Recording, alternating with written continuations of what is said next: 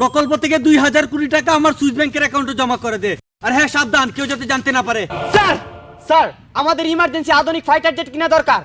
আধুনিক বিমান কিনতে হবে না, যেগুলো আছে ওইগুলোই চলবে। স্যার এইসব পুরনো 90 দশকের ভাঙাচোরা যুদ্ধ বিমান দিয়ে আর চলা যাচ্ছে না। আমাদেরকে চতুর্থ ও পঞ্চম প্রজন্মের আধুনিক মাল্টিরেল যুদ্ধ বিমানের দিকে ঝুঁকতে হবে। আধুনিক বিমান কিনে টাকা নষ্ট করার ইচ্ছে হচ্ছে? বিলাসিতা করার ইচ্ছে হলে চাকরি ছেড়ে রাজনীতিতে আসো। না স্যার, বিলাসিতা নয়, সত্যি আমরা আকাশপথে খুবই দুর্বল। যেখানে আমাদের প্রতিবেশী দেশের আকাশে চতুর্থ পঞ্চম প্রজন্মের যুদ্ধ বিমানের যন্ত্রণানি রাফায়েল সু-35 মতো ভয়ঙ্কর জঙ্গি বিমান আমাদের দিকে আক্রমণাত্মক দৃষ্টিতে তাকিয়ে আছে, সেখানে আমাদের নীরব চেতনা নিয়ে হাত গুটিয়ে বসে থাকার তো প্রশ্নই আসে না। খামুশ, আমাদের না ভারতের মতো এত বড় অর্থনীতি নেই, যুদ্ধ বিমানের পিছিয়ে এত টাকা খরচ করতে পারবো না। কেন পারবেন না? পাকিস্তান আমাদের থেকে ছোট অর্থনীতির দেশ হয়েও চতুর্থ পঞ্চম প্রজন্মের অত্যাধুনিক মাল্টিরেল স্টিল যুদ্ধ বিমান ব্যবহার করে শক্তিশালী আকাশ প্রতিরক্ষা ব্যবস্থা দিয়ে ভারতের চোখে চোখ রেখে জবাব দিচ্ছে। তাহলে আমরা কেন পিছিয়ে থাকবো? ভারত আমাদের বন্ধু রাষ্ট্র, তারা কখনো আমাদের দেশের উপর হামলা করবে না। কেউ কার বন্ধু নয়। আমাদের শত্রু দেশ মায়ানমারের জঙ্গি বিমান যদি ঢাকা শহর অথবা রূপপুর পারমাণবিক বিদ্যুৎ কেন্দ্রে হামলা করে, তাহলে তাদেরকে প্রতিহত করার মতো আমাদের কাছে কোনো আকাশ প্রতিরক্ষা ব্যবস্থা নেই। শত্রুরা আমাদের আকাশে অবাধে বিচরণ করলেও আধুনিক রাডারের অভাবে আমরা তাদেরকে শনাক্ত করতে পারবো না। ঠিক আছে, যা দেখছি কি করা যায়। এত দেশ প্রেম নিয়ে তো রাজনীতি করা যাবে না। 1000 কোটি টাকা দিয়ে যুদ্ধ বিমান কেনার চাইতে যদি আমি দেশে উন্নয়ন করি, তাহলে আমার নেতা কর্মীরা খাবে 300 কোটি টাকা, আমার অ্যাকাউন্টে জমা হয়ে যাবে 200 কোটি টাকা। নেতা কর্মীরা খুশি, জনগণ খুশি, আমিও খুশি। তাহলে বিমান বাহিনী রাখছেন কেন? বিমান বাহিনীতে যদি বিমান না থাকে তাহলে লোকে কি বলবে? লোকে তো রিক্সা বাহিনী বলবে। তাও ঠিক। কি বললি?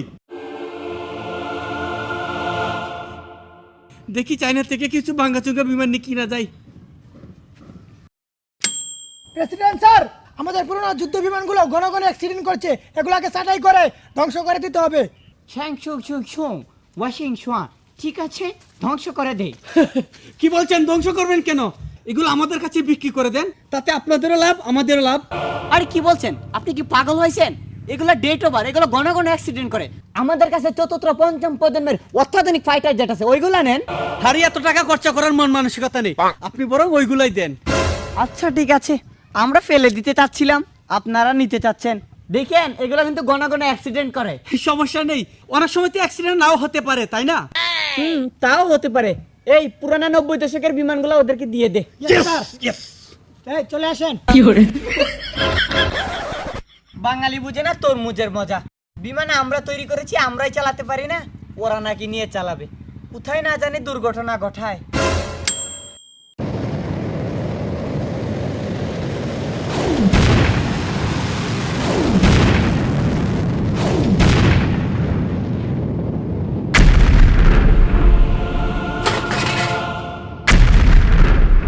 কি হয়েছে রে?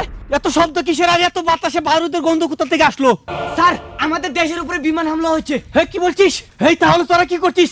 আমরা যে চায়না থেকে বিমানগুলো আনছি না, সবগুলো আকাশে উড়িয়ে আক্রমণ প্রতিহত কর। স্যার, আমাদের কাছে যে 90 দশকের ভাঙাচোরা বিমান আছে, ওইগুলা দিয়ে কি এত শক্তিশালী বিমান ধ্বংস করা যাবে? পারবে না কেন? এখন কি করা যায়? স্যার, আমাদের ধ্বংস নিশ্চিত। কি বলিস?